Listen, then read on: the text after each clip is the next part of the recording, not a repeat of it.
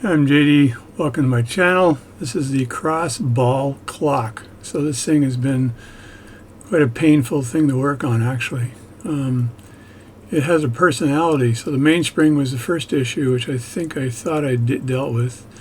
The second issue I had with this was the center wheel pivot, the center wheel shaft, actually, and it was not showing enough of the pivot to allow the minute hand to be placed on it. So here I'm just putting the face on, and after I put the face on, just trying it out to see if I have any issues putting that face on.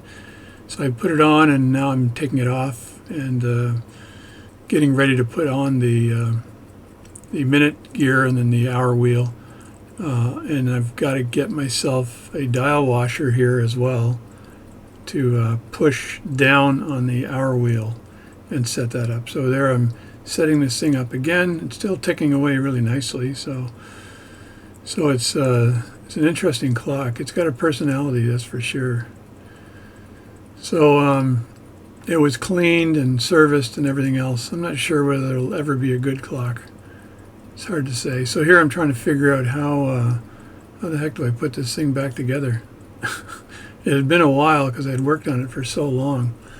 The only other thing I did was I had to find a screw to fit it properly in the plates that are over the mainspring barrel and stuff. So, and I found that screw, and it's all good now. So, so I'm just trial fitting and saying, okay, how do I do this? Do I drop this in? And turns out I do. And then you have to line up the stem with it. And there's a stem locking screw. And there's also a screw that locks the movement in. So I locked the movement in, and I thought at that time that I was in pretty good shape with this clock. Shouldn't provide me any real problems. It runs fairly well. Let's see how I can make sure this thing gets together. And there I'm dealing with the stem locking screw to make sure that comes in. Now cleaning up the face a bit more. And yeah, I made sure that the screw for the barrel, the ratchet wheel, was on well. Put the seconds hand on, which is what I normally do to see if the hour hand rides over the top of it. And there's a lot of gap between the hour hand and the face, so I'm not really concerned with the space needed so the hour hand won't touch the actual seconds hand. You can see how I sped the video up because of the second hand just wheeling away. Now I spent a lot of time trying to push that minute hand down. I kept looking at it and kept saying, well, it's got a little knobby sticking out. What's the problem? Why won't this thing push down? So I played with this for quite a while. I almost gave up on it. Couldn't figure out why it wouldn't actually push down. I thought, well, I can also take this up a bit and see if it provides me more real estate for it and try it again. So I did that. And I thought, well, maybe the minute hand the hole needs to be reduced in size. Maybe that's the problem. So here I'm just looking at it how it's being placed. And this is all part of the watchmaking adventure, by the way. So I did this. I pushed it down a bit more, lined it up, cleaned it up, and then tried once again. You've got to have patience in this game, like a lot of patience in the game. Because I think there's a point where you almost want to throw the part.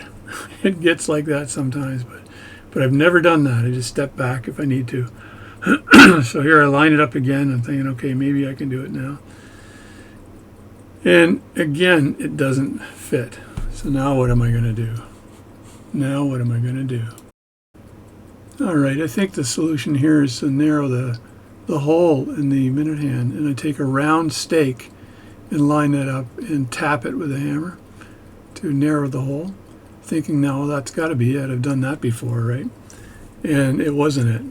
So that wasn't the fix for it. So I even tapped down on it with a stake, very lightly, by the way. Then I was saying, okay, I'm going to have to take this watch apart again and have a look at it because it was not running that strong after I had done that. So let's take the face off again. And let's start at the grassroots to see what the problem is here. So I looked at it, and the hour wheel was up pretty high compared to the pivot where you'd put the minute hand on. And then I noticed that the the pivot, that could go down more. So I tapped it down. There we go. And now I get more space on the other end because I tapped the actual center wheel shaft and the pivot on the end, tapped that down, which tapped it up on the other side where the hour wheel is, giving it a lot more space for the minute hand to contact. So that was the solution for doing that, and I didn't realize it at the time. And I put a stake underneath it, as you could see in my video. It's pretty quick, but I put the round stake underneath it to hold that in place while I tapped it, so I was holding the cannon pinion in place while I tapped it, so it wouldn't cause any undue stress on the other end of the plate. So there I'm tightening up the face, making sure it's flat. And I had a little issue with that one there. I said that's too high, but let me see if I can fix that here. I'm lining it up again and putting the hour wheel down again. And then the minute wheel, and see if I can press that. And look at that. Oh my God, it works. That's because there was a lot more pivot sticking out after I tapped the other side. And then I had to see if I could assemble this thing. So it's a tricky clock to put together. So it's cleaning up the face a bit where I might have touched it. Centered at 12 o'clock. Put the seconds hand back on.